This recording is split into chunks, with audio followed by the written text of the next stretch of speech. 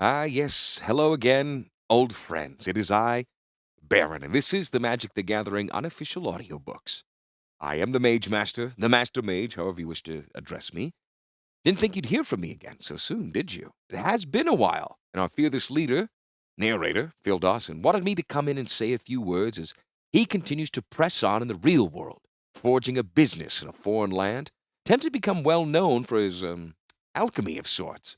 And I hear he has a new one called a barley wine he's especially fond of. Also, I'm told that his young prince, not one for sleeping, and follows in his father's footsteps with his thunderous voice abilities. But apparently the joys are endless. As for me, well, dodged a serpent, visiting the young Teferi, and seeing him lead is quite the spectacle. It's always great to get away from Urza, as you can probably guess. I'm told to thank all the Patreon members, and you too can become a Patreon patron by heading to patreon.com/mtgbooks, or just look us up, Phil Dawson, on Patreon. You can subscribe to the YouTube channel as well, which is just this thing re-uploaded. But apparently, with 4,000 subscribers, you can start making ad money, and I'm told that Phil is a big fan of money.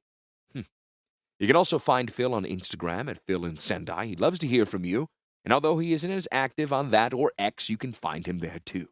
As for me, well, I'll be seeing you soon, as you know. Well, not right now, though. Not this chapter, but soon. So stick around. Isn't this fun? It's good to see you, or hear from you. Good to talk to you. We'll be back soon. Are we done? Cut. Cut. How do we cut? How do I stop this? All right. Was that good? Did I do a good job? Thank you. What are you doing here? I didn't expect to see you here. No, I'm just recording something for. Yeah, the guy who does the books. I don't know. It's decent. I don't think it's great. I enjoy it. Because I get to show up every once in a while. I don't see you very often though. Yeah, where have you been? Is that right? Interesting. Well, uh, oh, we haven't. Well, can we cut now? Great, thanks. I don't know what this guy's doing. Cut, please.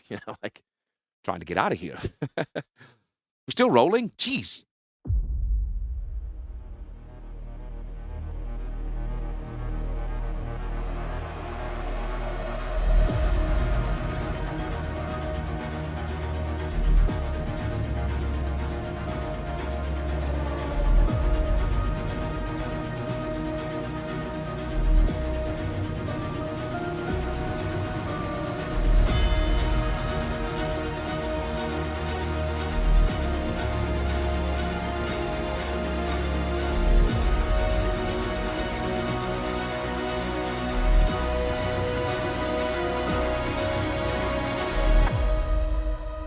Chapter 6.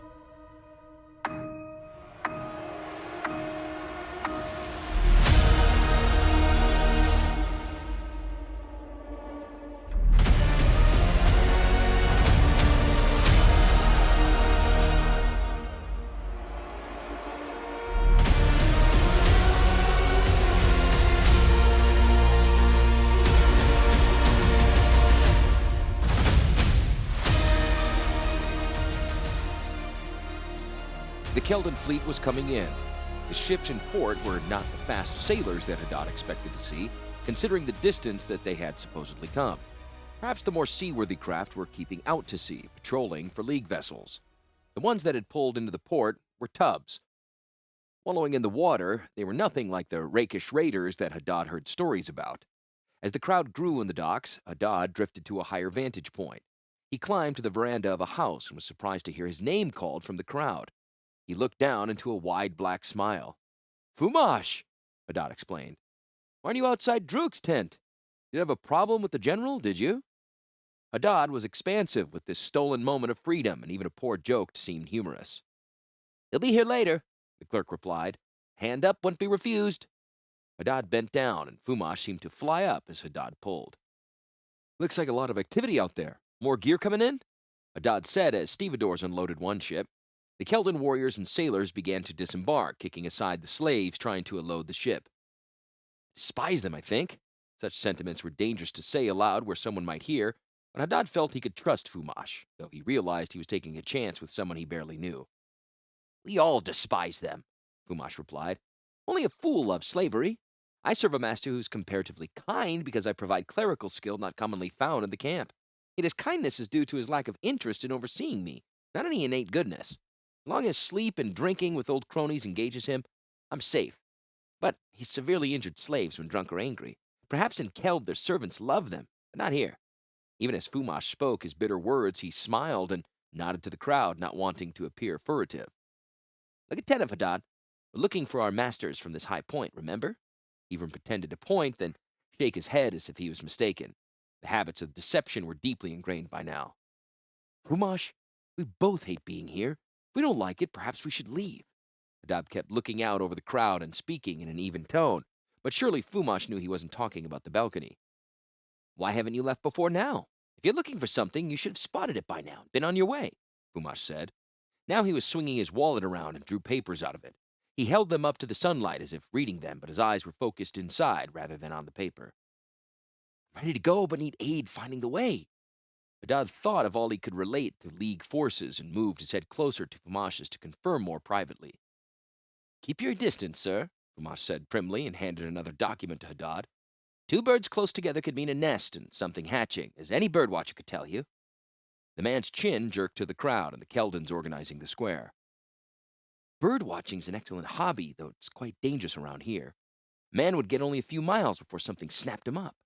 Haddad kept his tone light and stared through the paper as he jerked his chin briefly at the growing organization in front of them. Perhaps birdwatching might be easier at sea, if the watcher knew how to use a boat. Haddad was a landsman through and through, but the dangers of fleeing overland seemed too great, better to risk the unknown. A man familiar with boats might spot quite a few birds if he was far enough out to sea. The waters around here are too dangerous, but out where there's sea, one might spot all manner of interesting birds. And of course, many shores are safer for the birdwatcher than this one. Fumash took the paper out of Haddad's hands and stood up, folding the paper and placing it in his wallet. I myself will be putting to sea in the near future, accompanying Lord Druick back to Keld. I might do some birdwatching, looking for nocturnal flyers. Perhaps you will accompany your mistress on the trip as well. It'd be very useful to have someone besides myself helping me, carrying supplies, jotting down notes, and so forth. Fumash finished arranging his kit, then waved as if to someone in the crowd. Haddad accepted the information that he might be dragged thousands of miles without blinking an eye. Perhaps we'll be able to find something interesting at sea. Haddad also stood and waved to the crowd in general before following the little man down. Of course, considering the number of people Haddad had seen devoured by Paria, no one would have accepted his interest in birdwatching as likely. The habits of deception were becoming ingrained in Haddad as well. Haddad went only yards before another slave hailed him. Lutula has tasked all members of her household to finish unloading the barge. Absence will be noted and punished, so you best get there quick. The slave pointed to the emblem on Haddad's clothes and continued on his way, looking for other members of the house who had not received the news. Haddad stepped smartly, knowing the thoroughness with which Lutula could express herself. He had not been on the docks themselves, only viewed them from a distance. The pier was rough and already showing signs of weathering and peeling that signaled the hurried construction. The Keldons suffered that failing on many construction projects that used locally acquired labor. There were 2 ships at dock. The overseer of the nearest asked Haddad his name and marked it off a list. He was relieved to see that he was not the last to arrive and should escape Lutula's displeasure. He was waved to the ship farther down the dock. It was wide with stubby masts fore and aft, and was tied to a thick bollard on the pier. Haddad expected to see the stub of a broken middle mast, but instead there were a series of hatches. He joined a work party and passed a line of slaves carrying sacks that strained their backs, turning their faces bright red. Haddad couldn't help thinking that a crane would be more of use here than stuck in the bogs farther inland. The crew chief called them around and shouted over the groans of the other work parties. We'll be assisting a mage moving warriors out of stasis. Work as directed, and you may ask questions freely. We will have no accidents. Any accident or damage to the warriors will be severely punished. Now come on! He turned and walked down a steep stairway that led to the hold. The chief cuffed and bludgeoned his way through the slaves, then led Haddad and the rest below decks. The hold was dark, and they went to a corner farthest from the light. A comparatively slender Keldon sat on his heels as slaves removed the last of several sacks from pallets and moved everything away from the hull. All Haddad could think of was coffins as he looked at the several dozen long, narrow crates stacked and tied down with cargo netting. They were even corralled by brackets secured to the body of the ship itself. Move the first one down carefully, the overseer instructed. Hadad noticed that all the slaves were in good shape and took it as another sign of the value of the cargo. 4 men moved in concert, talking to each other as they carefully unhooked the nets and unscrewed the brackets that locked the crates into a single static unit. They moved the top crate slowly onto a set of supports. The crew boss broke the seals and swung the lid open. A Keldon warrior, in full armor, weapons, and other gear, filled the interior of the crate. "What in 9 hells is going on?" he whispered to the man beside him. Given permission to ask questions, he was definitely going to take advantage. "Just watch. It'll all become obvious in a minute," the slave replied, though he too looked on in obvious interest. The Keldon mage rose off his heels and approached the body. The slaves cleared away, though they stayed close in case they were needed. The mage reached under his cloak and pulled out a censer and tinderbox. It took him a moment to light the censer, then he swung it just over the head of the still warrior in very small arcs. The smoke poured into the crate slowly, like thick honey, and seemed to be absorbed by the body.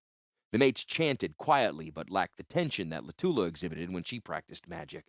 When the apparent corpse opened his eyes and began to breathe deeply, Hadad was startled, but not totally surprised. "Welcome to the land of heroes," the mage said, and continued to swing the smoking censer. "It'll be at least a few minutes before you may rise. You and your brothers will find glory and honor in these lands." The crew chief motioned for another crate to be set down. "I'm always surprised when they wake up from that sleep," the slave standing beside Hadad commented as they waited their turn to work. Already another crate was being opened. "The first time, I thought it necromancy, as did you, I'm sure." The sailor looked not much older than Hadad, but he sounded richly paternal as he shared knowledge with one who is ignorant. "Keld is thousands of miles away, and they don't have the greatest ships despite their reputations as pirates. They can never ship enough people and supplies to this base without some tricks up their sleeves. The warriors without sufficient rank or power are boxed up like cargo and shipped here. They ingest a filter of a drug that freezes them in a death-like state. Warriors lie down in the crates, dusted with certain powders and sealed up. They travel here without having to eat, drink, or engage in other activities." The mage was chanting again and swinging the censer. "A magic user isn't even necessary. It's the smoke that does the job. I've seen crewmen wake up warriors in transit without any magic at all. Just a match and a handful of leaves." The crew boss waved Hadad and 3 others to replace the previous team. Hadad instantly realized why the slaves were all in good condition and were being rotated on the detail. The crate was solidly constructed, and the Keldon inside was not light. The slaves all exercised great care, realizing that their punishment would be swift and sure should they mishandle anything. Even with the weight and danger of punishment, the job soon became simple repetition. However, as Hadad and his crew reached the bottom layer of crates, the job became anything but routine. Hadad was opening a crate, and as he began to lever up the lid, he noticed the smell. The stink of the bilge prevented his nose from noticing it before. It was semi-sweet, but it tickled the back of his throat, and he had to repress the urge to gag. Remembering the permission granted him to ask questions, he spoke to the overseer. "I think there's a problem here." The crew boss was talking quietly to other workers on the detail, but came over instantly at Hadad's interruption. The mage also rose from his crouch and approached. What is it? The Keldon demanded. "It's an odor, Lord. It's only noticeable up close, but seems very strong," Hadad explained. They'd been working for quite some time, and the hold was deserted. The mage called for another light to be lit so he could see the crate. He held the lantern and inspected the crate closely. His cry of anger drove most of the other slaves away. Hadad knew it was dangerous, but he had to know what provoked such a reaction. The mage turned and loomed over Hadad, his face flushed and dark as a stone cloud. "Get it open, right now," he hissed, trying to rein in the usual Keldon impulse to take out anger on his inferiors.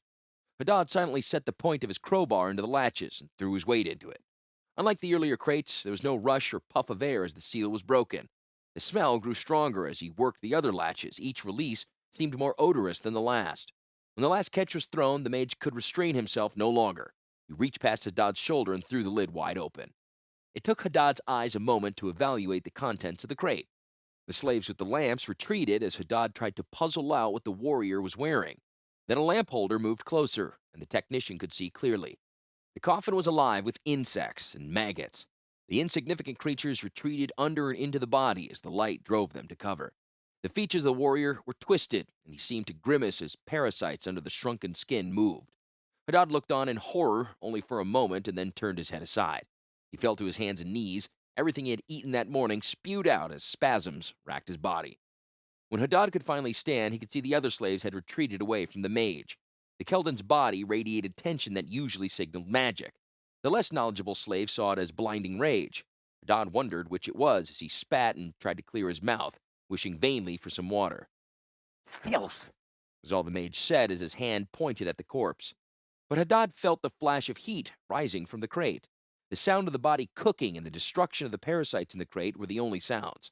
Haddad could see the wide eyes of the other slaves as they realized the danger of such magic in confines of the ship's hold. Then the smell of meat cooking hit his nostrils and sent him to his knees again. He could think of nothing as his body tried to empty a vacant stomach. Shouts of panic, Keldon panic, made him look up after vain attempts to be sick. One of the awakened Keldons had heard the commotion and then had seen the body as its heat treatment. At the sight of a magic user destroying the contents of a transport crate, the warrior drew a long knife. "What are you doing?" He screamed, tottering forward to threaten violence. "Warriors, to me!" The strange sounds and odors from the hold were ignored by the deck crew, but a direct Keldon appeal for aid brought several sailors with knives sliding down ladders and stairs into the hold, throwing slaves out of the way to reach the mage and the warrior. "Stop!" said the magic user loudly. "This crate was infested and the occupant was dead. The slaves can confirm it." Haddad and the rest nodded their heads and prayed to be outside as several Keldons swore and looked at them closely. "There may be other crates whose protections were violated," the mage continued. He pointed to a Keldon sailor. "Go to the artificial Latula and tell her to come with a group of controlled slaves here." The sailor departed at a run. "Take these other slaves on deck and hold them there," the magic user directed. "Latula may wish to interrogate them." The Keldon sailors immediately began to cuff and shove Haddad and his fellow slaves toward the main stair. The slaves ran up the steps quickly as the sailors relayed the orders to hold them on the ship. The slaves were hustled forward until they were in the bow. They crowded against a set of hold benches over the water, and Haddad realized they were in the latrine. The slaves sat down en masse, and no one spoke. Haddad could clearly see the gangplank. Latula strode aboard and into the hold, closely followed by a group of slaves. Each slave wore a bracer or armband of metal. Haddad had seen slaves throughout the camp with such, but never assigned it much meaning. Now he realized that it conferred some special status, and he wondered what that status was. The mage requested controlled slaves, even though Haddad and the others showed no sign of rebellion whatsoever. How are these new slaves different? What power did the Keldons have over these slaves beyond what they held over Haddad? He pondered these questions in silence as the day passed. Throughout the day, slaves used the facility so conveniently close by as they waited in the sun. Water and food appeared, and Haddad nodded his thanks as a cook's assistant for the ship distributed rations. One brave or foolish slave started to ask what was happening, and the butt of a Keldon spear hit his temple before more than a few words issued from his mouth. Haddad and another man lifted him up and carried him to the very bow of the ship. They signaled another slave to keep him quiet and hoped that any sound the man made when he regained consciousness would be too quiet to invite more punishment. Night arrived, and as the guards changed, the cook's assistant passed out blankets and more food and water. Haddad knew from the anxiety in the man's face that he was doing it without any orders and wondered at the man's quiet courage in caring for others. At midnight, there was a guard change, and Haddad thought he recognized the soldiers. They were among those awakened from stasis during the day. They seemed to stare at the opening of the hold more than they watched the prisoners. Haddad could guess what they thought. Each guard must be thinking about how easily he might have died. Two of the warriors talked, only stopping when other Keldons came close. "How could it have happened?" asked one. "I was told it was safe." "It is safe," the other excitedly replied. "I have been in stasis several times. There were no problems. I know warriors who were down as long as a year and there were no deaths." The more experienced warrior looked coldly at the slaves sitting on deck and spoke quietly, though Haddad could still hear him. "I think it was sabotage," the guard said. "Someone put those insects in or violated the seals to kill the warrior inside. May have been done during the voyage by one of these slaves." Both warriors were fingering their weapons now. Haddad wanted to explain there was no way he could be guilty, but three things held him back. First, he'd be passing blame onto other slaves. Second, he was glad to think that a slave had killed a warrior and probably got away with it. Third, drawing attention was suicide in the presence of two angry Keldons. Haddad felt relief when the guards were replaced. The new warriors were not so vocal in their suspicions, though their hands caressed the hilts of their swords. Finally, too bored and cold to worry, Haddad drifted off to sleep.